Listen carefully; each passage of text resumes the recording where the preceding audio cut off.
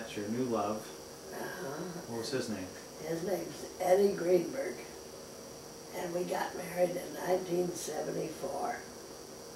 And then I was married to him for almost 28 years. And I was married to David Pidgeon for 35 years. Okay. What, where did you go on your first honeymoon with David Pidgeon? We went to Fort Des Moines Hotel. We were there for a week till they got my house ready. We lived at 2106 Chautauqua Park in Des Moines, and then after Sharon was born, we moved to 5838 Harwood Drive. And then we moved to 3740 River Oaks Drive. Now, your marriage with David, initially you guys probably didn't have much to speak of. No, because it was during Depression and the banks closed. So David, we worked hard. he had some grocery businesses, stores? He worked for his father, and then he had to buy out his father so we could have a store of our own. So Samuel had the Beatrice, he was working for Beatrice, Yeah, but he then left he there. also had a grocery store. Okay. And so He put all his kids, in business. Samuel Pidgeon They put all his had to pay for it, but he opened up stores for each of them. And David seemed like he did better than maybe some of the other kids, or about the same as his other brothers and sisters? His sister Ida did real well, and his sister Ann, I guess they all did pretty good. Who was the oldest sister he had? Sarah Fetish. She, they had a grocery store, and we called it the Bottoms. I don't know whether you know where that was. The bottom side? The Bottoms. That's where all the lower people that were poor and everything lived. So, you probably remember the 60s a little bit. They were, your sons were getting more into the furniture business. Yeah. And things were going better then? Yeah. For...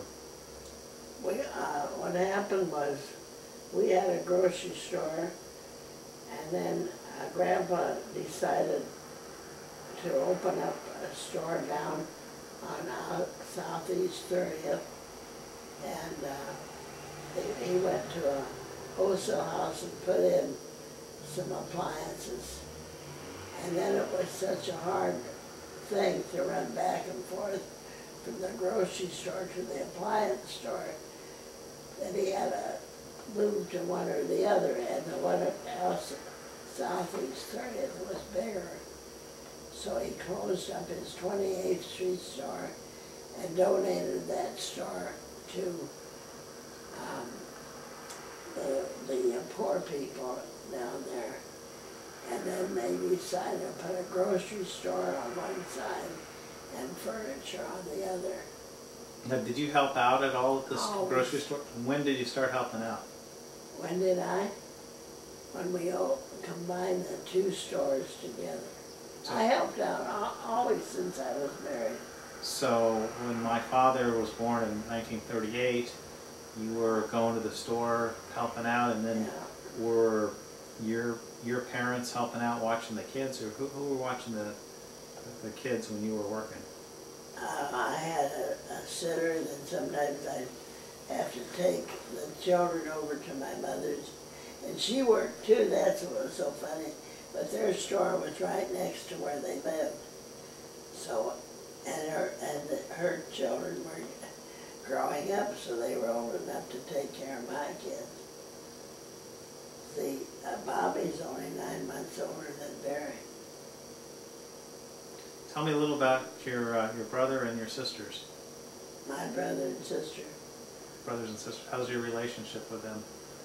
Real good. We've always had a real good relationship. Maybe because we never lived, we lived together when we were young, but I don't know, we've always gotten along very good.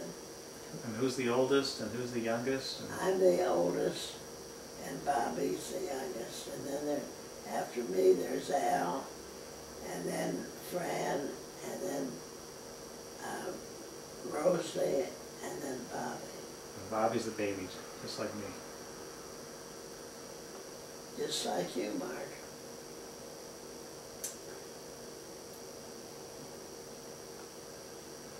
How did you meet Eddie Greenberg? I went to Arizona, and Barry invited me to go to Las Vegas with him, and her parents were going to go too. So they invited Eddie to go, and they introduced us.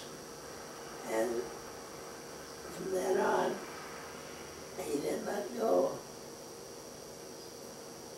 Let me go back a little bit. I'm going back and forth a little bit. Tell me a little bit about David Pidgeon. What was he like? What was his demeanor? Did he have a temper, or was he mellow? Was he Well, he had a temper. He could get mad, but he was a very, very nice man. He was well liked by everyone, and he was a quiet man. What were some of the qualities you really admired about him? Well, he always said that you always should be nice to people because it doesn't cost a penny. And that was in the Genealogy, the rabbi. And he liked to play gin, and he liked to play poker. And what were some of his hobbies? I guess he was like a didn't fisherman. he worked all the time, so he didn't have a lot of hobbies. He went to Drake University for a short time. But then he had to work in his father's store. And what was Eddie Greenberg like? He was also a very nice man. He fell in love with me when he met me, so he said. And he wanted to get married, but I wouldn't marry him yet because his wife hadn't even been dead a year yet. So I said, well, before I make up my mind, we have to wait till she's been gone for a year. I think I owe that much respect. And so he agreed with me. And that's what we did. We waited until a year. But he was a very nice man. Also very highly thought of. What can you give advice to the younger heirs? You've done two amazing things. You've had two loves in your life. Yeah. Two very successful marriages. I mean, most people would be happy to have one successful marriage. Right. You've had two very successful marriages. Well, it takes two to make a bargain, and you both have to try. And if you don't try and you don't aren't able to give in, then that's too bad. Then you lost something. You have to have respect for each other, and you have to do a lot of things that you don't like to do, but then you get over it. So it depends on how you want to get along. If you want to get along, you have to work on it. That's all I can tell you. It isn't one-sided. If it's one-sided, it's not going to work. Children are all lovable. Anything you want to say to your heirs? Our taping's just about done. Oh, well, I just hope that they're going to live the fullest, fruitful life that I have lived with both of my husbands, and that should just be loving people like I tried to be during my lifetime. And that's it, I guess. Well, thank you very much, Grandma, for talking with me today. And I appreciate this very much, and I'll get you a copy of the tape soon. Okay, well, you did a good job, Mark. I can remember things pretty good, I think.